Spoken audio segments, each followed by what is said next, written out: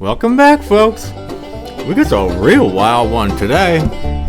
It's called What the Lindsay Clancy Mass Psychosis Teaches Us About Society Today. This should be good. Here we go. The internet was a mistake. We have officially broken bad. Recently, a married mother of 3 young children was grappling with postpartum psychosis. Not just depression, but psychosis. She was committed to a psych ward for a brief stay, but she lied her way out of it and made her way back home. When her husband left the house to go get food, she took her 3 young babies into the basement, lined them up, and one by one, wrapped an exercise band around their neck and strangled them to death. Now, strangulation is very difficult, even with a toddler. It takes a lot of force and a lot of time. It's a very intimate way to kill somebody, which is probably why she turned the kids face down as she did it. She didn't have to watch the light. It takes 3 to 5 minutes a piece. So you wait till you get to 3 to 5 minutes into this video and think about that. Life drain out of their panicked eyes as she choked them out. It takes about 3 to 5 minutes to choke a toddler to death, so the third child had to stand there and watch their siblings die for about 10 minutes before it was their turn. After Mama had finished killing all of her kids, she promptly went upstairs, slashed her own wrist, jumped out the second floor window to off herself. Well, the snow outside cushioned her fall, the cold slowed her vitals, so she merely fractured her spine, paralyzing her, but she ultimately survived. When her husband came home with dinner, he called out for the kids and his wife. Nobody answered. He went upstairs thinking maybe she was bathing the kids. When he got to the bedroom, he saw blood splattered everywhere and the window wide open. To his horror, he saw his wife on the ground outside paralyzed. He asked where the kids were, and his heart sank when she murmured, "In the basement." He was on the phone with 911 when he discovered his dead babies. So there's a recording of his screams as he turned over his dead children, seeing their blue faces and their eyeballs nearly bursting from the sockets. The man naturally moved far away in a desperate attempt to reset his life somehow, and his wife is on trial for murder. And women on TikTok are supporting her. Go ahead, look around if you dare. You will see hundreds of psychotic women supporting Lindsay Clancy. Do you know how insane you have to be to support somebody who brutally murders little kids? Like, you have to be completely deranged. Unbelievable. If this was 3 little kittens or 3 little puppies, all of these lunatics right here in this picture would hate this person. If this was a man who did this because of his testosterone got out of hand, they would hate him. Unbelievable. The amount of women supporting something like this, pure evil. Unbelievable. Blaming the husband. All right, he did it. Patrick did it. Lindsay Clancy is obviously not guilty. He did it. He did it. Patrick's the one who did it. Not Lindsay. Patrick did it. Lindsay Clancy's birth chart. Just following all their birth charts and birthdays and zodiac signs. I've already gone over here we the go. forensic astrology charts that show Astrology, something that only Looney Tunes believe in. Ugh. that the perpetrator is a male. Women typically don't strangle. I'm telling you all right now, when the South this Node one goes did. into cancer, She He's a admitted to Gemini it. man. They poison or drown them. Look in these faces of these girls. Not a bit of brains at all. None. I can't wait for this man to Look be at that called one. and for karma Look at to her. do its thing. Donald Trump. Look in the face of this. Ugh. You know, she works in an HR department somewhere. Look at her. Because of course, in this dystopian social media era, everything is a conspiracy. Nothing is real, bad things don't happen, every real story is just fed slop. The real story is some convoluted, nefarious plot by the Jews. What? That's so crazy. Whatever the opposite of Occam's razor is, that's TikTok. We have lost our damn minds. I really think that COVID fried people's brains and that they've simply never recovered. We were gaslit to hell, of course. Dr. Tony Fauci, funded the development of the virus. He lied about the lab leak. So it came from a wet market in the same place where there's this huge lab that does all the kind of development of exactly what this thing is.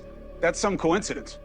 And once again, if you think that that came from a wet market, you're retarded. Completely retarded.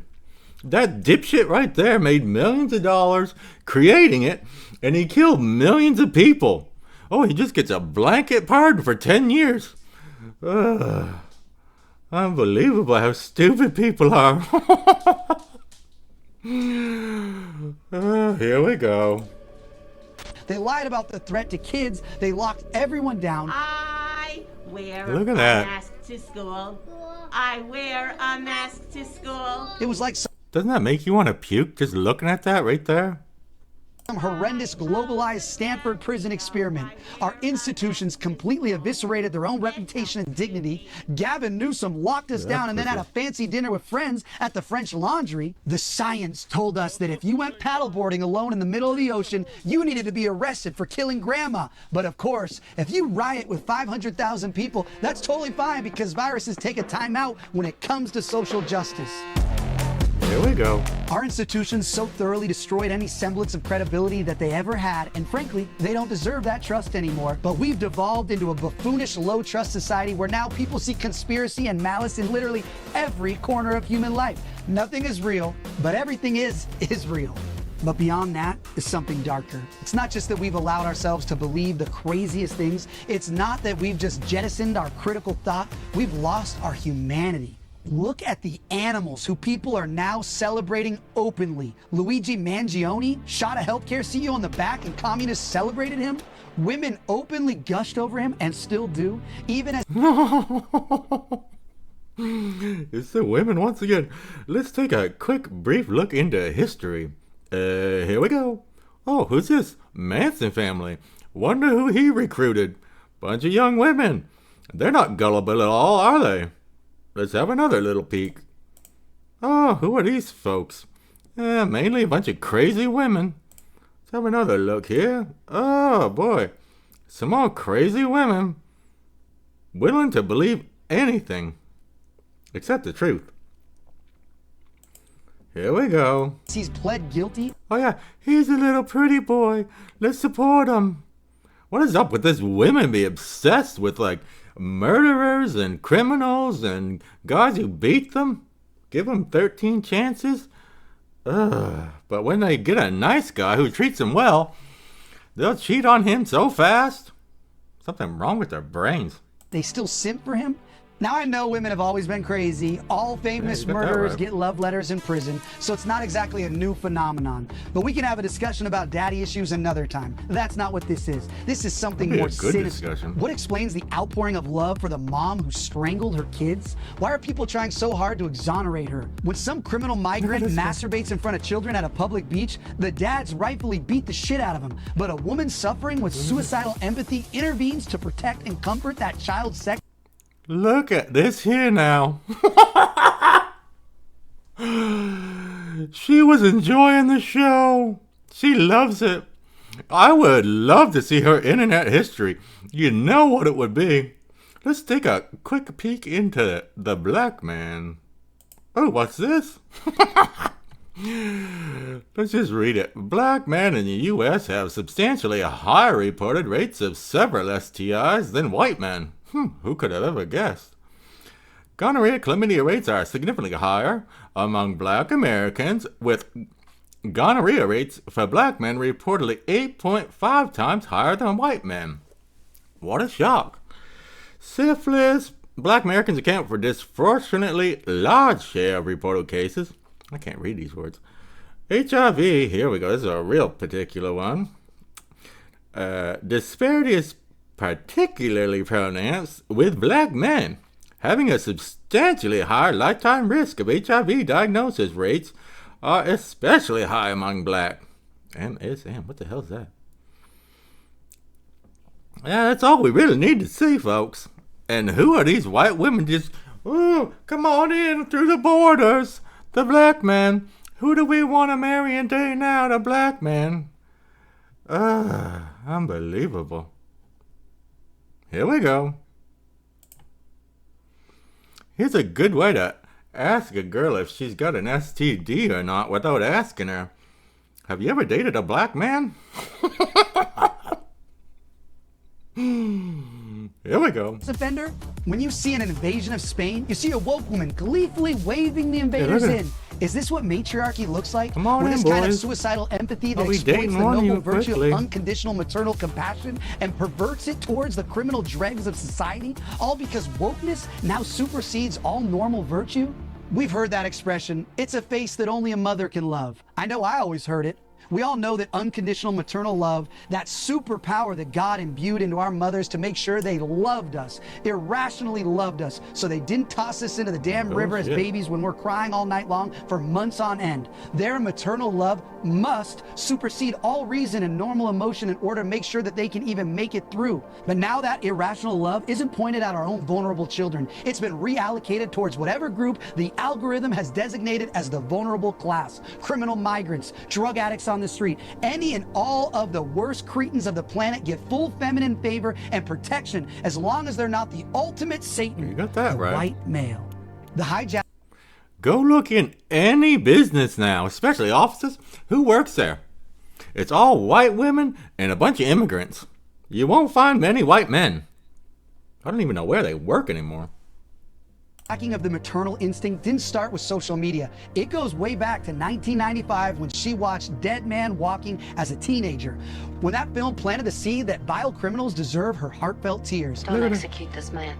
You can stop this from happening, sir. Then Dexter injected it with steroids. This is the prolonged conditioning that accelerated with the ascendance of the Byronic hero. We got so cute with finding redeeming qualities in irredeemable villains. Gone are the days of the true bad guy. Now, the cinematic vanguard is in love with finding the humanity in the bad guy, telling the sympathetic origin story. Our parents had superheroes. We have anti-heroes. You're goddamn right. Breaking Bad was so brilliant, but it made us cheer on a narcissistic, murderous, criminal drug kingpin who destroyed his family over money.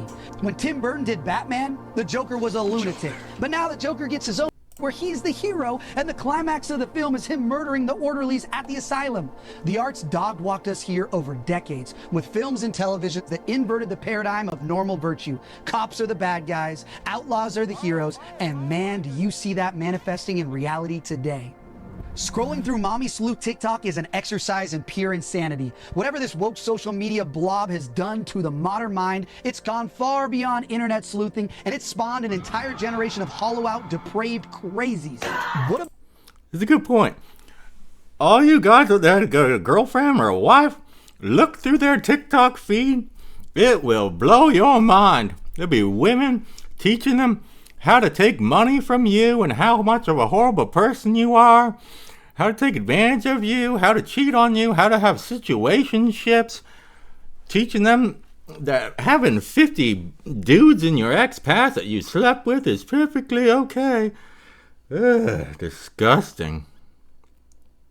about all the goblins celebrating the communists who shot Charlie Kirk? You have insane influencers making a fortune off shamelessly exploiting his death, tying themselves in knots with the most convoluted Rube Goldberg bullshit explanations to try and deny something we all saw in 4K and wish we didn't. It was an exploding mic. He had a rigged microphone. And they timed it precisely to the millisecond with the fake gunshot from the patsy. The shaped charge was actually supposed to hit him in the chest. There were Jews hiding under the grass. It was French special forces.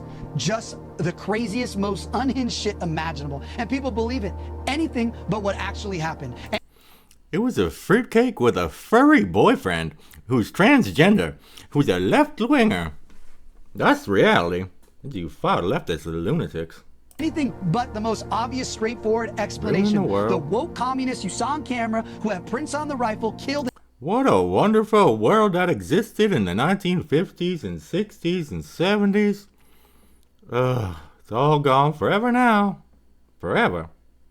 An anti-communist leader because communists are violent lunatics. That's it. We have a communist violence problem. But psychos on the internet have made an entire cottage industry around denying and exploiting it. We're not morons. But what's so much worse than these crazy conspiracies is how it drives people to abandon their basic human decency. It goes from just asking questions to demonizing a grieving widow, celebrating her husband's violent death. It's so much worse than just absolving the actual murderer and trying to sabotage the trial. These people have a bloodlust.